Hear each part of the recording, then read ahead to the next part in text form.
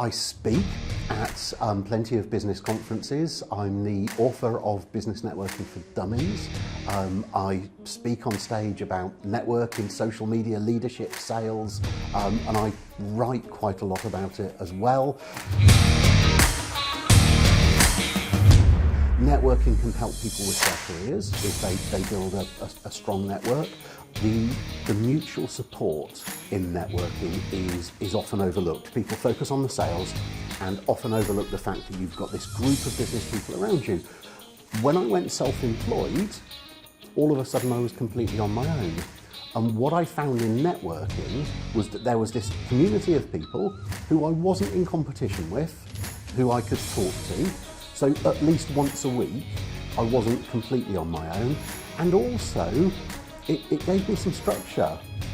Even though I am naturally introverted and I think I'm shy, I had always learnt ways to get over it and was always the person who was asked to talk. One of the biggest skills that you can learn that will save you having to talk much is... Stefan. Hi. Hello. Welcome to our podcast. I'm flattered to be invited along. Thank you. Such a pleasure to have you. So let's just start off by talking about your business and what you do. So would you like to give us a start? What is it that you do? Yeah, I like talking about myself, honestly. I speak at plenty of business conferences. I'm the author of Business Networking for Dummies. I speak on stage about networking, social media, leadership, sales, and I write quite a lot about it as well. I run quite a small networking organisation. I used to run 5,000 networking events a year in England, Scotland, Wales and Northern Ireland. And I run my own event in Oxfordshire as well. So that's me. Most of what I do is in the networking space. I talk about business networking quite a lot. Why networking? Why is it important? And why did you choose to do networking? Okay, so those are they're two really different questions for me because I didn't realise how important it was.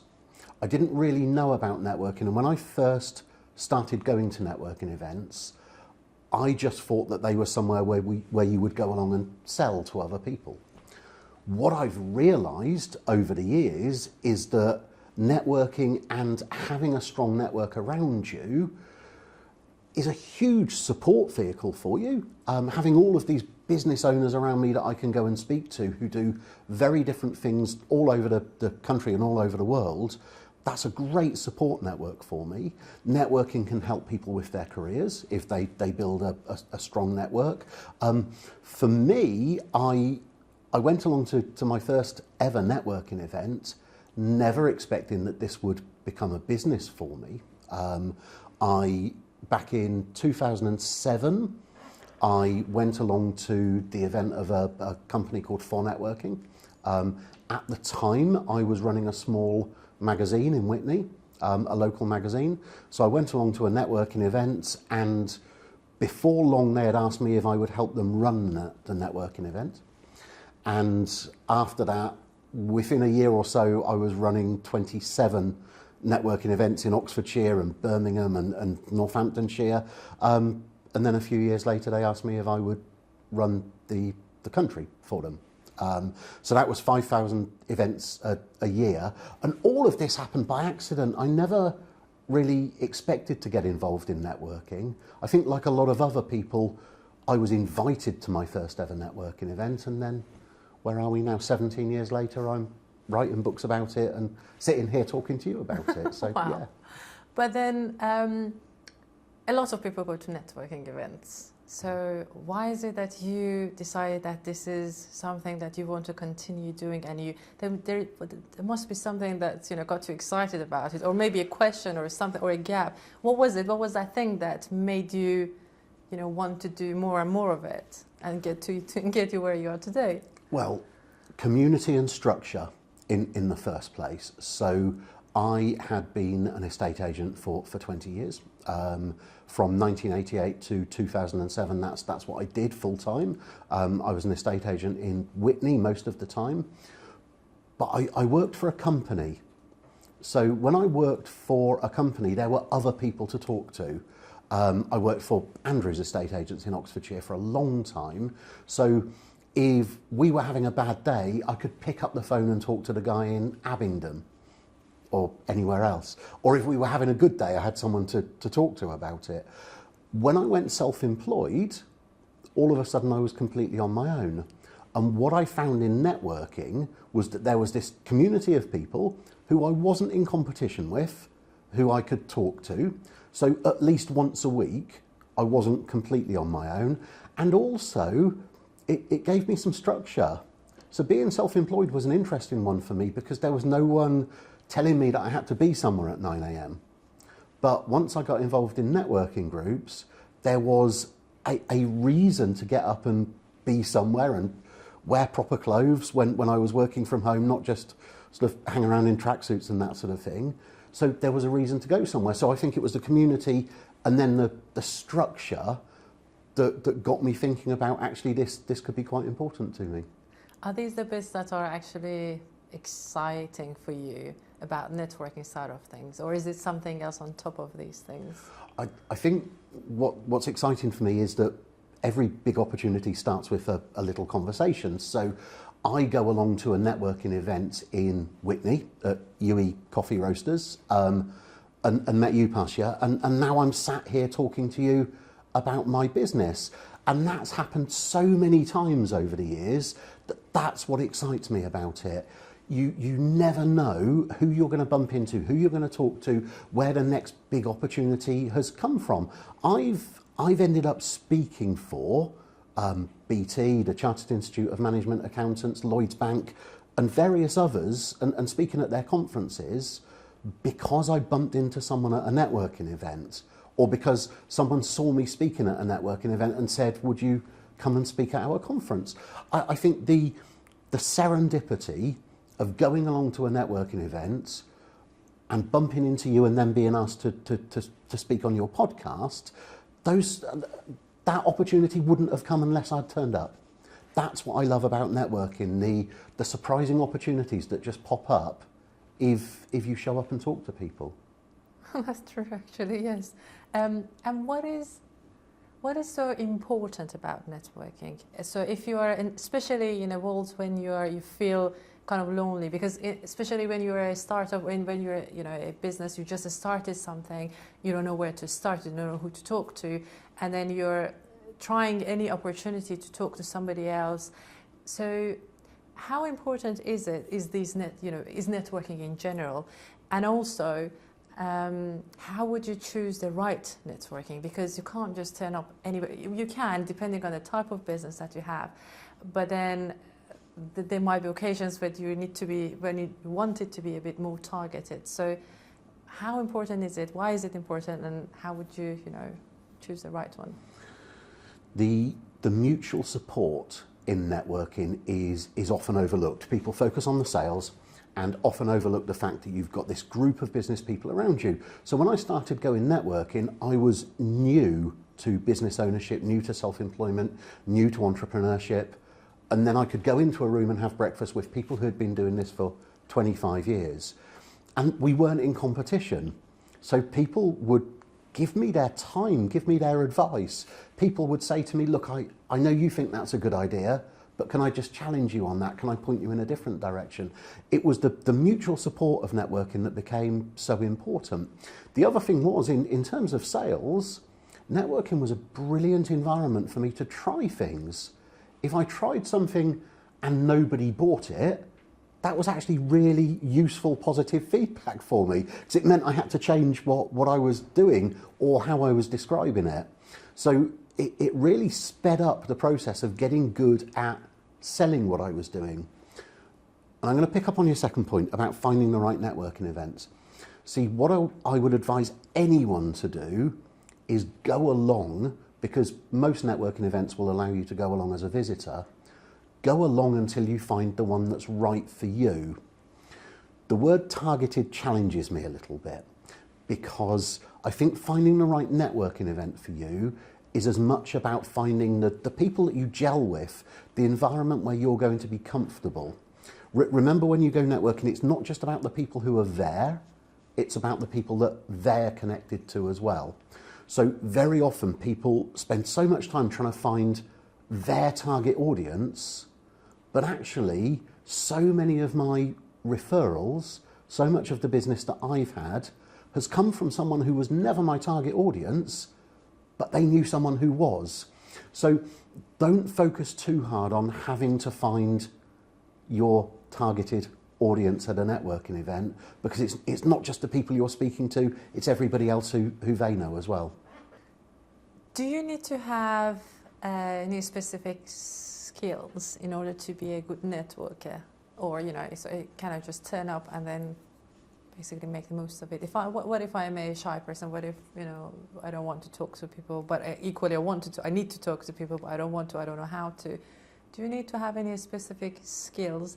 And if you don't have those, what do you need to do? Upskill.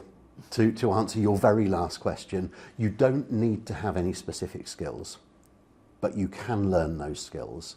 And if you're in business for yourself, and particularly if you're in business-to-business service businesses, you are going to need to talk to other people at some point. I would say if you're in any business for yourself, you're going to need to talk to potential customers, potential suppliers, potential investors, somewhere along the way.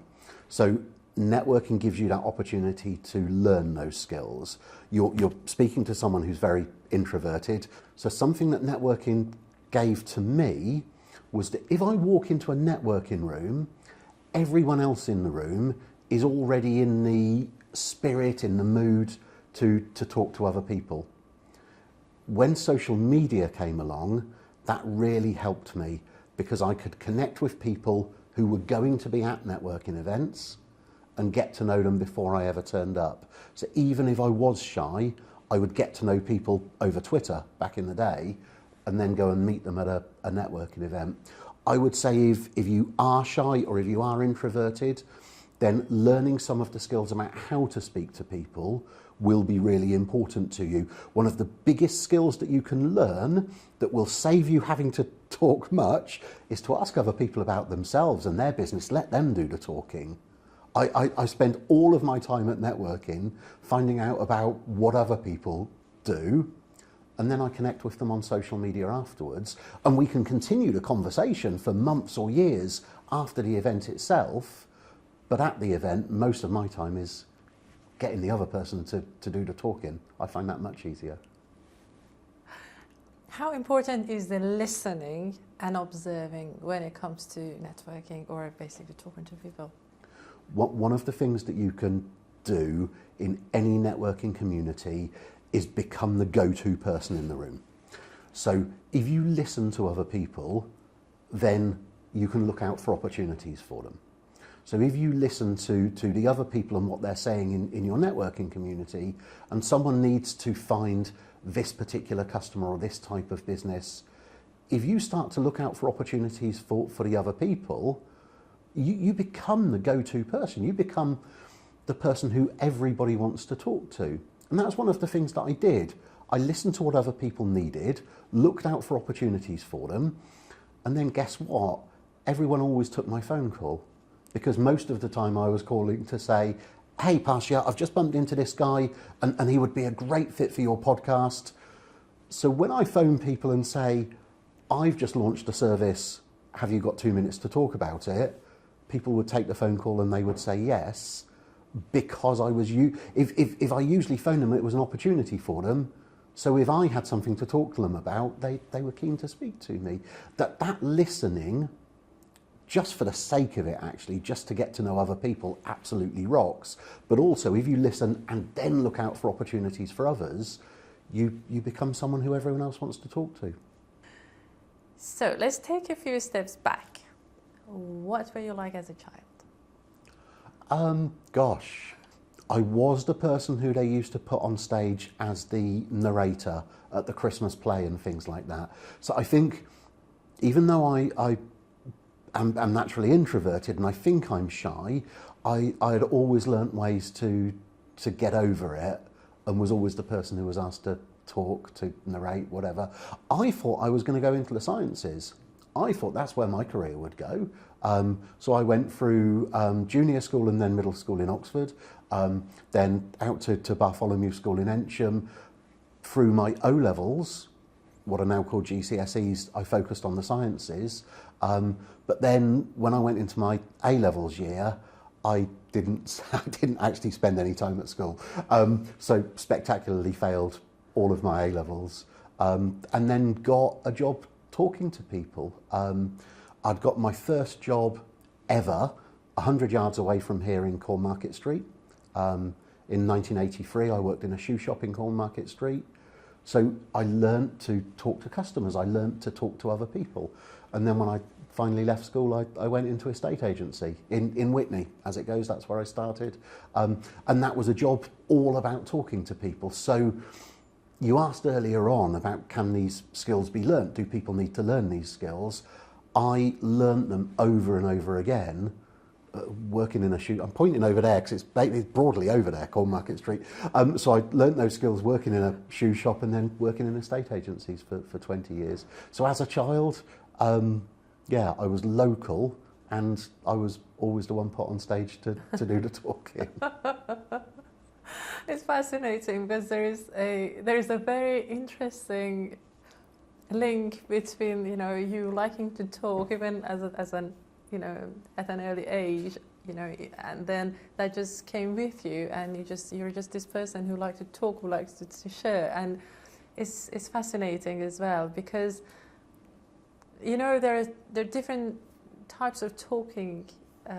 Some people, you know, when they talk, you just want to listen to them. They have this wonderful voice and they have this wonderful way of, you know, talking about things and explaining things, and I just want to listen to them over and over again, even if they're repeating themselves.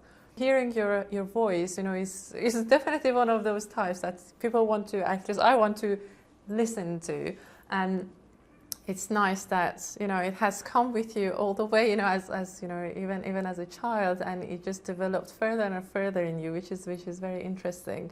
And definitely you're in the category of people who, you know, when you talk, people want to listen. Yeah, I think it's definitely something to cherish for sure. I take that as a huge compliment. I've sort of, I guess, I've spoken to bigger and bigger audiences over the years since this journey of speaking on stage started.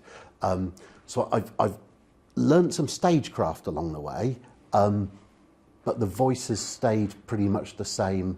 I've always been blessed with quite a big voice. I can fill a room with my voice.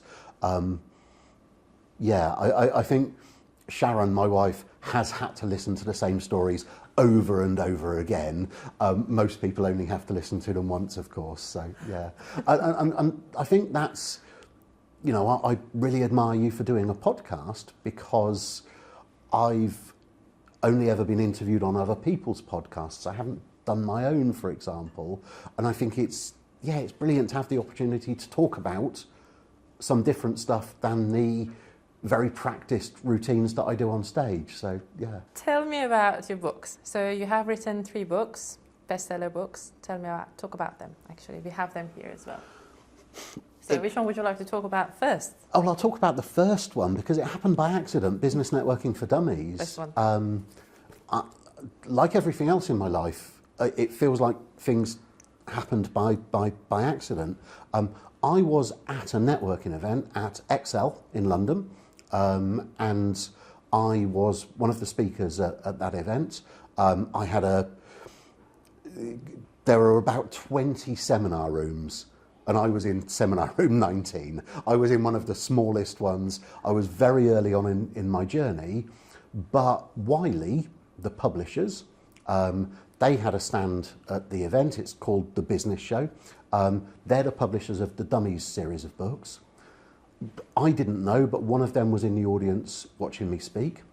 And then all of the Business Show at Excel is a 2-day event. So all of the exhibitors and speakers and everyone else involved, on the middle night, we all go out. They have a party for all of the exhibitors. And I ended up in a restaurant with the publishers of the Dummies series of books. And that evening they said, have you ever thought about writing Business Networking for Dummies? And I said no. And they said, well, look, we've been looking for the right author for it for years. Would you mind speaking to our boss? And so it happened by accident. They approached me and said, would I write Business Networking for Dummies? So I wrote it. So that sold quite well. So they asked me to write the second book, Instant Networking. Along the way, I got to know the amazing Wes Linden from Utility Warehouse. And Wes and I were chatting at some point and decided that we should write a book together specifically for the network marketing audience.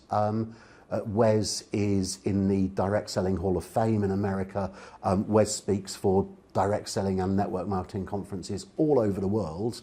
And he said, should we write this book together? So we wrote Win the Room. And that was the third book. Yeah, so the first one happened by accident. The second one happened because the first one had sold quite a lot and the publishers were interested in me writing another one. That's the truth. I liked instant networking because with Dummies I had to stick to their format. With instant networking I had a bit more of a free hand to write the book that I wanted to write. And then instant networking was a collaboration between me and Wes. This one. So this is the third one. That's the second one. Oh, this is the second one. Sorry, Win the Room was a collaboration between Yes. me and Wes. Tripping over my own words now. So yeah. Brilliant. If you want to, on each one of them individually, if you want to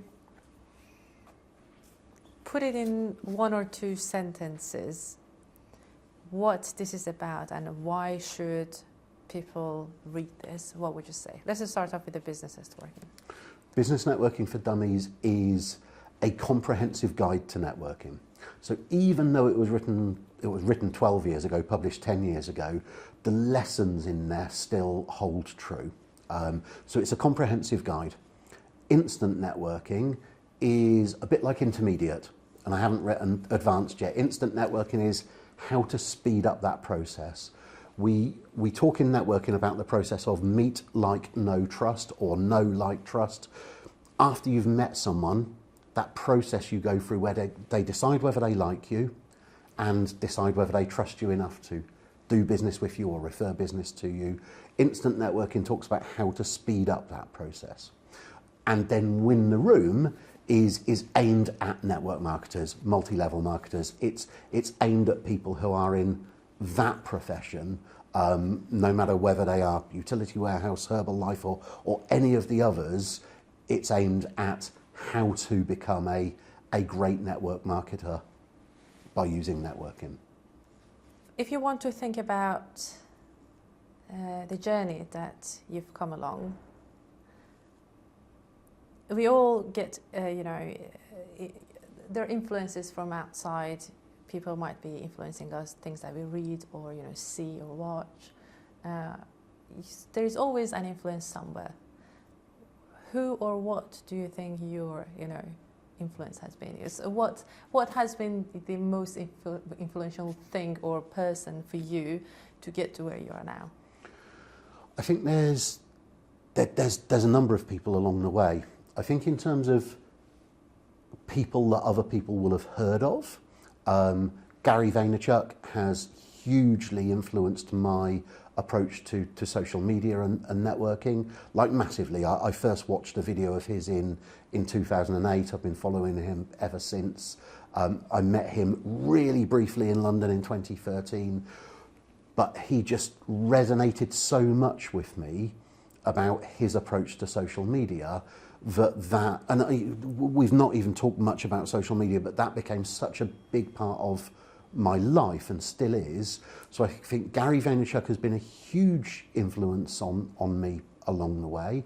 I think then I started networking in 2007-ish. I think another huge influence on me has been Sharon, my wife, because I met someone in 2018 who actually believed in me and allowed me to be out there being myself. And that's relatively unusual. So this guy who dresses like a middle-aged punk, things have taken off for me in that, whatever it is, coming up for 6 years since Sharon and I met. So I think there are those really, yeah, there's the influence, because a lot of people listening to this will have heard of Gary Vaynerchuk. With respect to Sharon, people listening to it won't, but they do now, they've heard of her. But I think it's that, having those people around you, having my children and my stepchildren be positive about the interesting way that I make a living, that's been hugely influential as well. I think the influences have often come from really close to me, but I will always credit Gary Vaynerchuk as well, because his advice just rocked along the way. On a slightly different topic, I know that you support independent businesses as a whole. Tell us a bit more about that. We live in Witney, so the people who are listening to this, maybe who are outside Oxfordshire, Witney is a small market town in Oxfordshire. So we try and be supportive of the independent cafes, the independent pubs, the independent restaurants. We're also supportive of the chains and the corporates, because quite a lot of them employ people that we know. So we try to be supportive of local businesses, but there are lots and lots of small independent businesses working from home who are just as important. The accountant or the bookkeeper working from home, the marketing business who's working from home. There's so many small independent businesses who don't have a high street presence, but they're really important.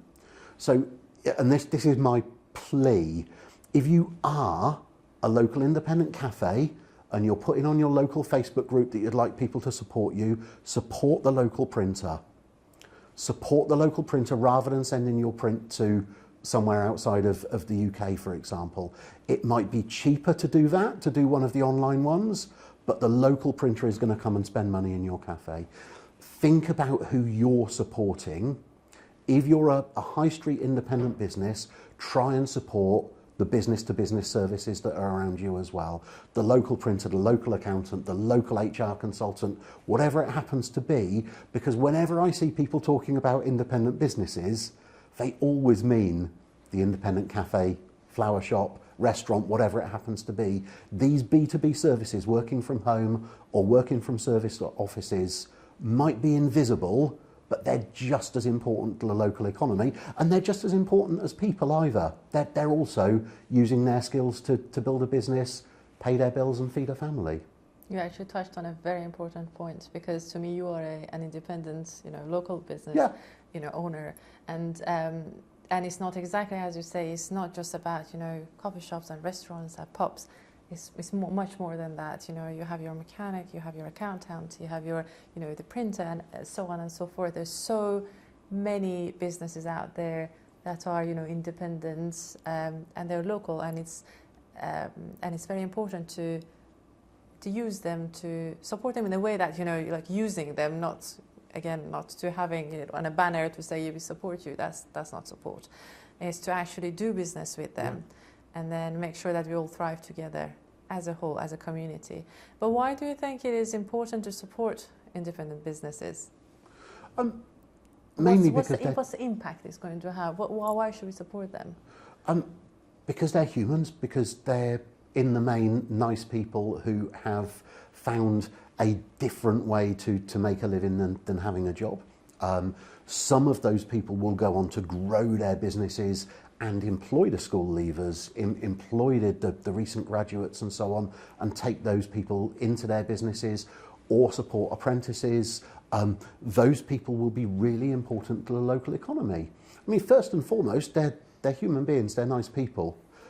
They're providing a service, and they're probably providing a really, really brilliant service as well, because those people who work from home or small serviced offices are often thriving to be better than the big national competition. So they'll provide a brilliant service, which is a reason to use them, but also because it keeps the money in that local economy.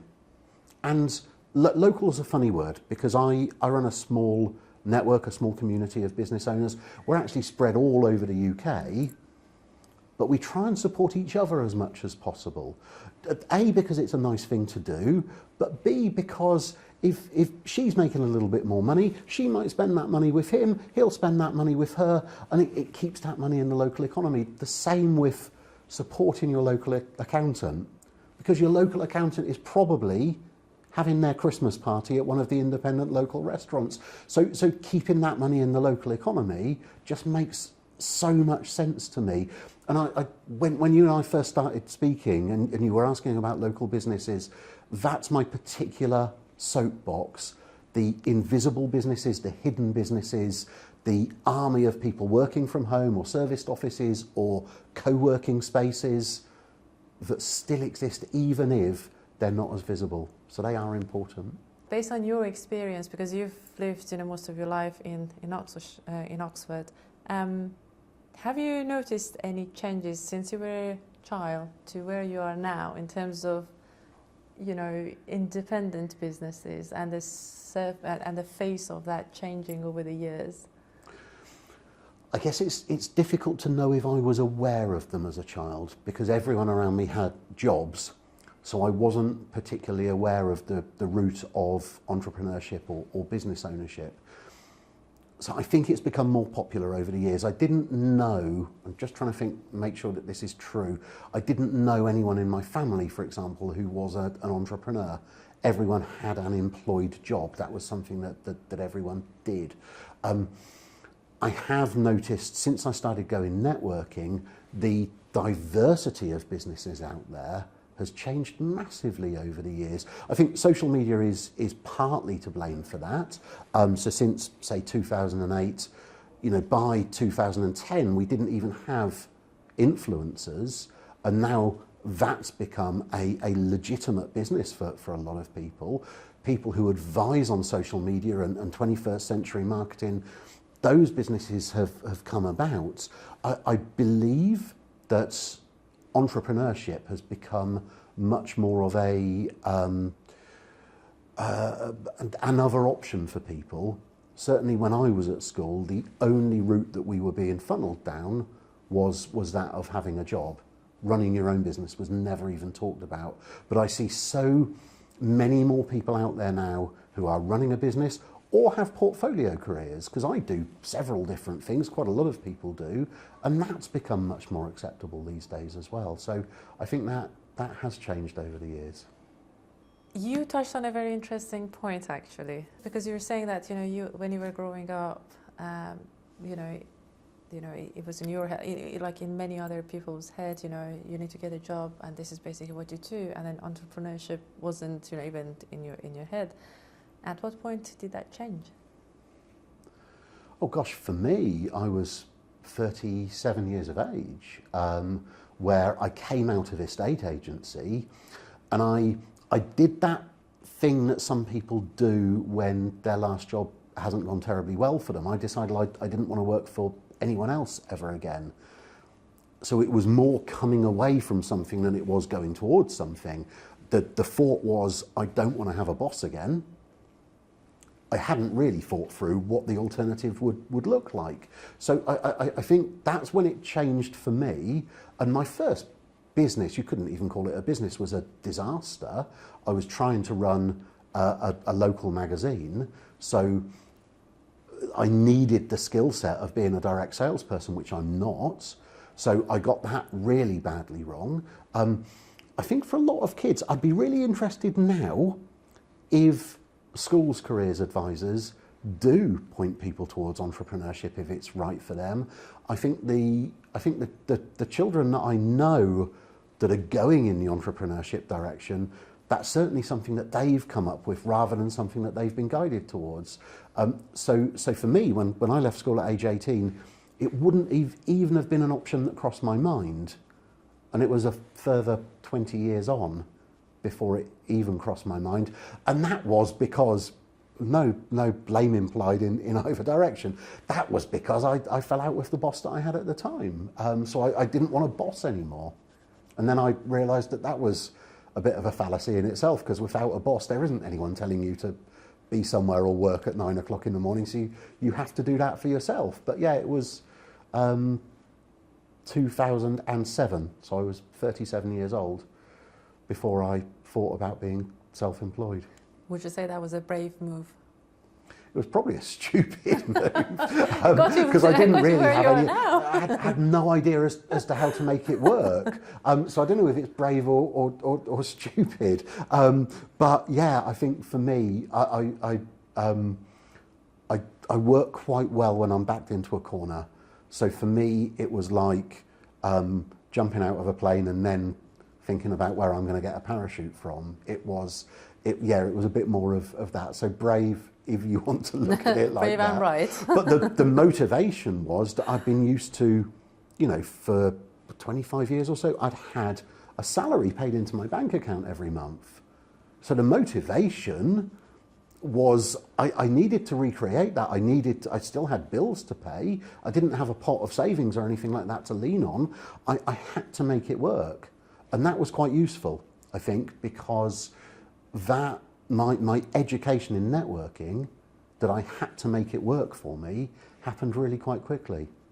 These are some of the big things that people are scared of, isn't it? To make that very first move, isn't it? That sense of security that comes with a 9-to-5 job or a regular job in general. You have your, money coming to your account at the end of each month or each week. But then when you have your own business, it's not there anymore, and you need to take that leap of faith and then, take that into account, isn't it? And then just go for it. And in your case, you did that, and it was a right move. Now the question is, if time goes back, would you do that again? And that's an interesting one. I don't know. I don't know if I would be that brave or that impetuous again, almost 20 years later. I think one of the things that I've learned in terms of security is that I have quite a lot of customers, and quite a lot of those customers now pay me for regular services, either retained or they're paying me for membership. That has built in some security, because with a job, if I fell out with one person, I lost all of that job, I lost all of that income. With a bit of a portfolio career, where some of the money comes from membership of my club, some of the money comes from other retainers, we could lose a customer and it's not disastrous financially. So that builds me in some security. But it took me a long time to learn that. So I can't answer the question. If I went back, would I have been that brave or that impetuous all over again? I don't honestly know. But with the benefit of the experience and the wisdom of the last 17 years, whatever it's been, I've learnt ways to build that security back in so that money comes in from different places. We're not just relying on one income source. And that's been quite helpful. Even over lockdown. Before the pandemic, I was making most of my money from speaking. When the pandemic happened and we lost all of that, I went out looking for other ways to make money, and specifically for ways to have regular money coming in. So that influenced a number of the decisions that I made along the way, particularly launching a paid-for membership community. So quite a lot of people are paying to be a member of that community every month.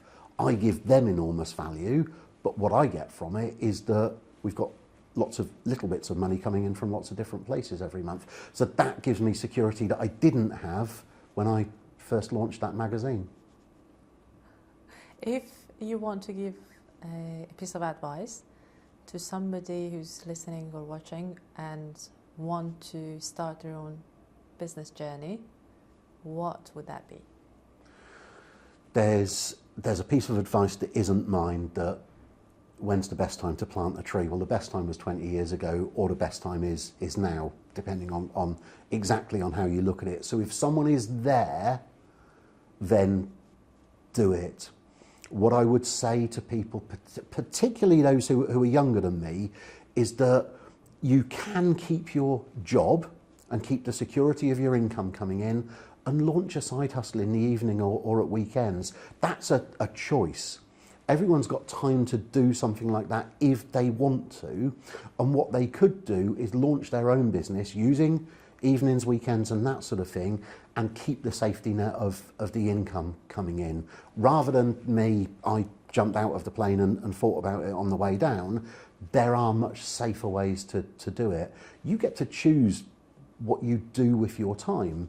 When I was asked to write the book, I gave up watching TV for the period when I wrote the book, and haven't ever drifted back to watching as much TV as I would have done before I wrote the book, because I gave my time in the evenings after my sons had gone to bed to writing the book. That was what I was doing. If you want to launch your own business, would be my advice, do it. Either take the huge leap that I did, if you're that impetuous, or give yourself a safety net. Keep your job and launch your own thing in the evening. It's perfectly possible. And it's a very good advice as well. And the final one, what would be your networking related advice that you would give to somebody who is just starting? Build a network. There's no downside to having a group of people out there who know what you do. If people are generally pretty supportive of each other, so if you network with other people and someone who you've met at a networking event is speaking to someone else who needs your services, then you've got a chance then of being referred or recommended, or just your card or your details popped over to them. There's no downside in starting to build a network.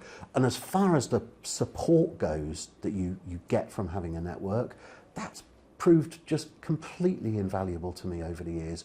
Go to networking events, go to industry events, connect with all of the people that you meet. There's no downside to having warm relationships with people from a network that you've created.